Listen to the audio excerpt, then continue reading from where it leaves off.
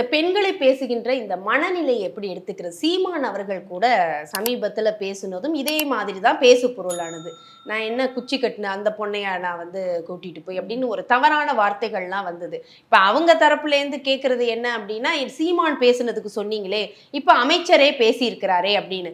அப்போ இதெல்லாம் போட்டி போடுற விஷயமா?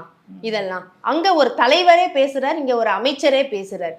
அத பெண்களை பேசக்கூடிய அந்த மனநிலை என்ன மனநிலை இதெல்லாம்?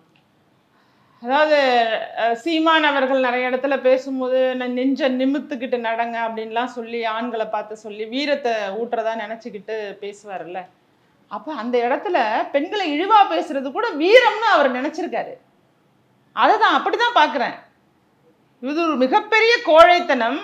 அவர் ஒரு பெண்ணை ஒரு பேசுற விதம்னு ஒன்று இருக்கு. அவர் பேசும்போதெல்லாம் எனக்கு கடுங்கோபம் வந்தது. நான் என்னுடைய நேரலையில நானே பேசி திட்டியே போட்டிருந்தேன்.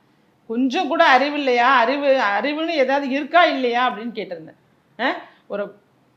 அதாவது ஒரு எடுத்துக்காட்டுக்கு பேசும்போது கூடங்க ஒரு குச்சிக்குள்ள உள்ள ஒரு பொண்ணோட நிலை எப்படி இருக்கும்? சயின்ஸ் படியே யோசிங்க. அந்த பொண்ணை போய் நீ வக்கரமா யோசிக்கிறீன்னா உன்னோட புத்தி எப்படிப்பட்டதா இருக்கும்? நீ எவ்வளவு மோசமான ஒரு மனநிலையில இருப்ப. நீங்க ஒரு வேற பேசும்போது எதுக்கெடுத்தாலும் பெண்களை தான் பத்தி பேசுறாங்க. ஒரு கெட்ட வார்த்தைகள், ஒட்டுமொத்த கெட்ட வார்த்தைகளுமே 90% பெண்ணுடைய உடல் உறுப்புகளை பற்றியும் பெண்ணோட கேரக்டரை பத்தி மட்டும்தான் பேசப்படுது. பெண்களும் பேசுறாங்க, இல்லைன்னு சொல்லல, ஆண்களும் பேசுறாங்க. பொதுவாகவே இன்றைய உலகத்துல பேசக்கூடிய எல்லா வார்த்தைகளும் இதுதான்.